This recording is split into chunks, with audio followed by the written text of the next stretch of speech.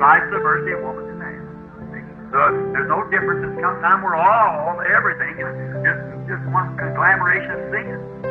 మరియు స్త్రీ పట్ల పురుషుని వైఖరి అట్లే ఉన్నది. చూశారా, వ్యత్యాసమేమీ లేదు.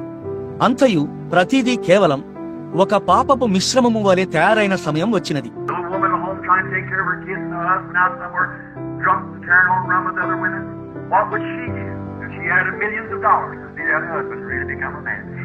దీనురాలైన స్త్రీ తన బిడ్డలను శ్రద్ధగా చూసుకొన ప్రయత్నించుచు ఇంటి వద్ద ఉండగా, మరి ఆమె భర్త బయట ఎక్కడో త్రాగి మరియు అట్లు చేయుచు ఇతర స్త్రీలతో తిరుగుచున్నాడు.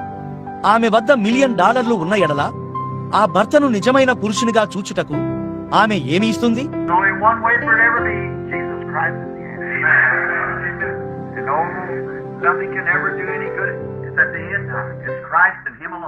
అది ఎన్నడైనా జరగడానికి ఒకే ఒక్క మార్గమున్నది.